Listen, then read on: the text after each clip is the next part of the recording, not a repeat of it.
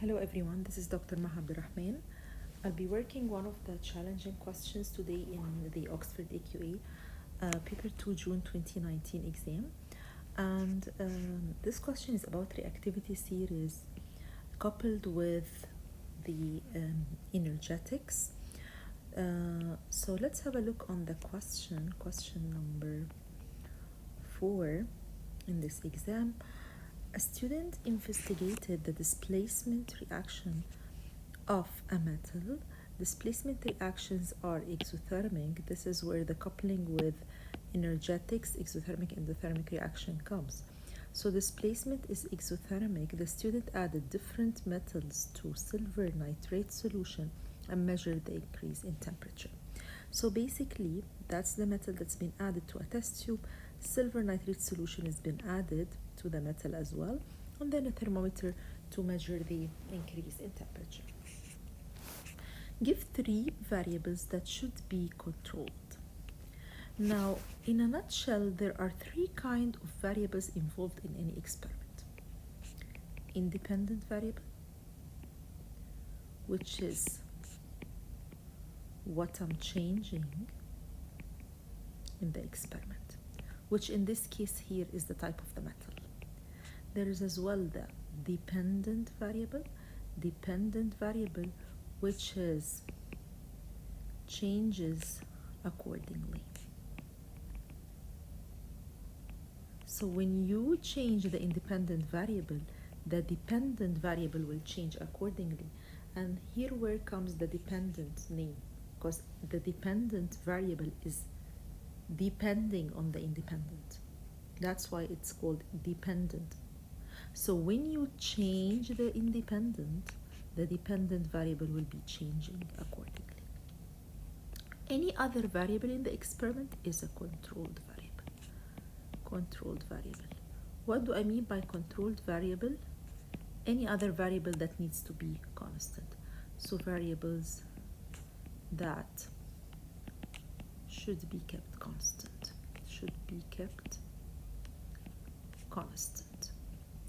If I want to apply this to the experiment here, what I'm changing is the type of the metal. How would I know? How would I know that this is the independent variable here? You are adding different metals, so you are basically changing the metal. So this is the independent variable. What is changing accordingly when you change the metal? It's the temperature increase. So this is the dependent variable. Everything else has to be controlled. What do I mean by everything else? It could be the amount of the silver nitrate. So I would write the volume. They don't really like the word amount, so we need to be specified and write the volume of the silver nitrate solution. Not only the volume, the concentration as well. The concentration of the silver nitrate solution. The mass of the metal has to be the same. The type of the metal is different, but the mass of the metal has to be the same. Okay? So everything else, as I mentioned, has to be the same in the experiment. So zinc was added to the silver nitrate, and then the thermometer shows that, this figure 5 shows the thermometer when the temperature was at its highest. And basically, they're giving you here a hint. This is the temperature increase, and that's the highest temperature. So basically, I'm gonna read from here, the highest temperature was 20.5. How would I know this is a 20.5? Because this is 21 and 20, so this should be a 20.5. So that's the highest temperature, 20.5.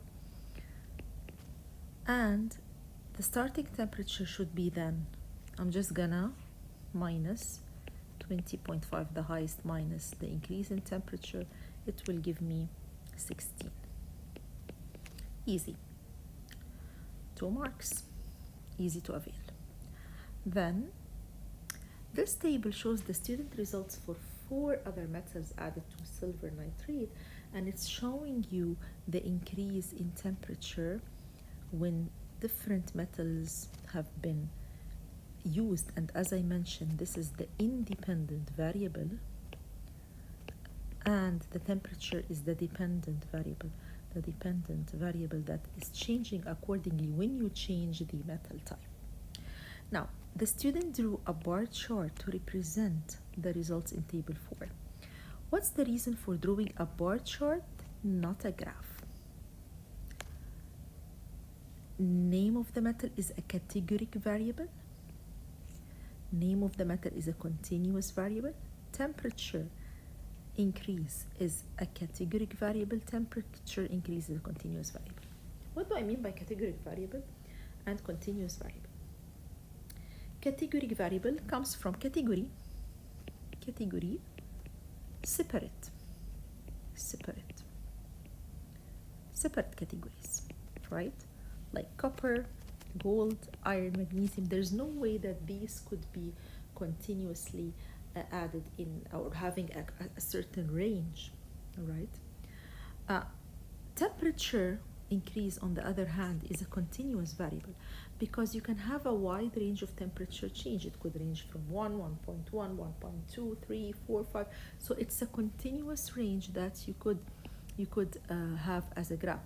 So why I'm doing a bar chart then rather than a graph?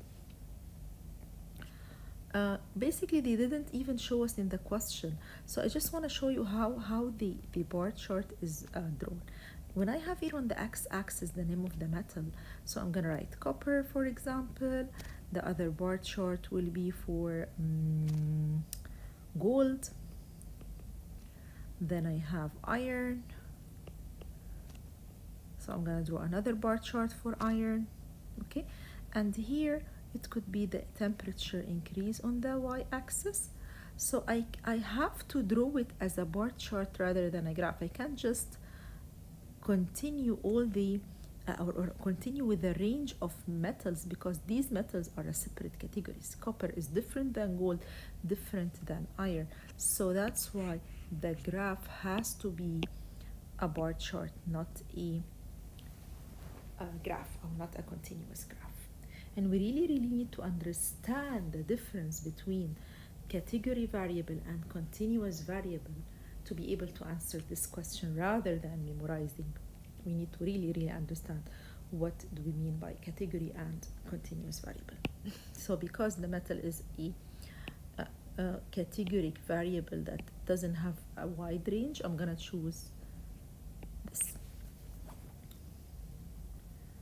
Now let's move to question 4.4. The student repeated the experiment using an unknown metal X. The reaction results in a temperature increase of 2.5. What can you conclude about the position of X in the reactivity series? If I look at this reactivity series here, the increase of temperature kind of gives me an idea about which metal is more reactive and which metal is less reactive.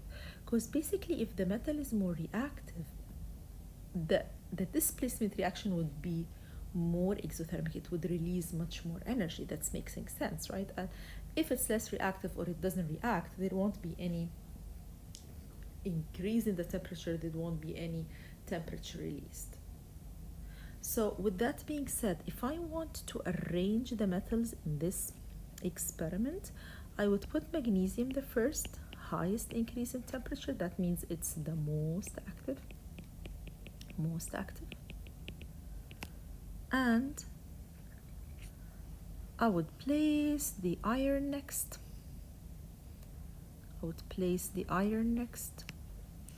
And then I would place copper, then lastly gold.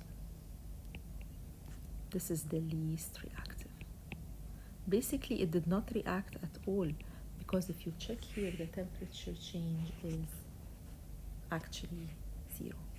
Temperature change is 0. So if you want to place a metal that has resulted in temperature increase of a 2.5, that means it is less reactive than iron. It's less reactive than iron because iron resulted in a 3 degrees increase, and it should be more reactive than copper because copper resulted in only 1 degrees increase. So I would place this metal here, metal X, I would place it here. So 2 marks to write that it should be less reactive than iron, and I highly recommend that you write the reason. And it is more reactive than copper because the temperature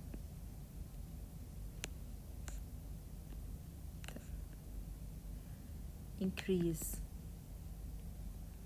was between the two of these two metals. Okay, so let's move to the other question, 4.5. There was no temperature change when gold was added to the silver nitrate solution because there was no reaction. Suggest why there was no reaction. If you know the position of the gold in the reactivity series, you would know that gold is very, very, very unreactive. Okay, and because gold is unreactive, it's actually more unreactive than the silver. That's why gold cannot displace silver out of the silver nitrate. Really, how displacement work, and I'm gonna explain it here on this equation just to explain for everyone how does displacement work. How it works in the strongest, the more reactive, I would say here in chemistry, the more reactive would displace the less reactive, or the weakest. That's even making sense, right? Even in life, like always the stronger will win. So the more reactive will always displace the less reactive. So if I have here iron and silver nitrate, silver is an ion. Why did I say that? Because here it's combining with nitrate. That's an ionic compound. And being in a compound is always a favored position for elements. This iron is stronger, right? So it would kick silver out of this favored position and it would take its place. And this is exactly what happened when you look here. Iron displaced silver and took its place. So now I will have iron 2 nitrate and silver now is out. So iron has availed the favored position and it basically displaces the silver. Silver now is out in a form of a metal and iron now is in a form of iron 2 iron. And when I say iron 2 iron, what does that mean? That means the iron is in a form of iron 2. So iron 2 is plus 2. This is the iron 2. Iron 2, let me write here, iron 2 is Fe when it's losing 2 electrons, and I have the iron 3 is when the iron is losing 3 electrons. The reason iron is losing electrons because metals always lose electrons, so whenever you see iron 2, you know that it is losing 2 electrons. This is the iron ion. I'm not gonna write nitrate in this equation because they just want you to complete and balance the ionic equation. I'm gonna solve this first and then I'll go back to question 4.5. So the reason I'm not writing nitrate because there is no change happened to the nitrate, right? You have here the nitrate in the form of ion, nitrate ion, which is NO3 negative. Here as well you have the nitrate ion. Same thing, right? Nothing, no changes happen. So just like when you're having a two-side equation and then you have a plus 3 on the right, plus 3 on the left, they just cancel each other because there's no change that happened to them. So I'm not going to include them in the ionic equation. In the ionic equation, you will only include the ions that has been changed. So if you look here, that's iron metal. This metal has been changed to iron. There was a silver ion that has been displaced into silver metal. That's the ionic equation simply. Now, this is the ionic equation, and I hope it is clear because there are a lot of misconceptions, or a lot of people that's finding challenging how to write an ionic equation. But not for this one, because here you have the iron metal reacting with the silver ion. Why did I decide that's ion? Because this is an ionic compound, silver nitrate. This is how I write silver nitrate. And then the thing here, they also want you to write a balancing equation. Maybe the challenge here could come from balancing. Let's try to balance it out. Now, iron nitrate, because it's the iron 2 nitrate, so this is how it should be written. Iron, Fe, then nitrate, NO3. Because it's an iron 2, it has lost 2 electrons. These 2 electrons will be gained by nitrate. Nitrate valency is -1, right? So that means nitrate will gain 1 electron. One iron is losing 2 electrons, so 1 iron has to combine with 2 nitrate. So how do we write iron nitrate? It's gonna be FeNO3. This is how we write the compound, and the reason I have 2 here, because the valency of the iron is +2. It lost 2 electrons, so that's why it needs to combine with 2 nitrate groups. So that's the iron nitrate, okay, plus silver. You're just gonna write I'm gonna write the whole equation here. So plus silver, and here I have iron in the beginning. And if you notice here, this equation is not balanced, because basically here you have 2 nitrate group, but here you have only 1 nitrate group, so I need to put 2 here. Now I have 2 nitrate, because this 2 guys goes for the silver, goes for the nitrate as well, right? That means I need to put a 2 here as well, because here I have 2 silver, I need to have 2 silver here. Now I have 2 nitrate, I have 2 nitrate, 1 iron, balanced equation. And I'm gonna remove the nitrate. So this will end up by having only 1 iron metal, 2 silver ion, this 2 over here, 1 iron, and 2 silver metal. That's the ionic equation, and this is how to balance it. I took much time in it because I want to explain it for you so you know exactly how does it work. I hope it was clear. Now I'll go back to question 4.5. There was no temperature change when gold was added to silver nitrate solution because there was no reaction. Why there was no reaction? As I mentioned, in the reactivity series, you have silver first and then gold. Gold is highly unreactive. This explains why when ladies wear gold, they can use it like in a very convenient way, because it doesn't react with anything. You can just wear it. Does it react with acid? Does it react with bases? So that's why, it explains why maybe also gold, one of the highly unreactive and some expensive metals. So I would say here in this reaction, so why there was no reaction? Because gold is less reactive than silver. Okay, so silver is weaker, right? Gold is stronger, more reactive. So silver cannot displace gold.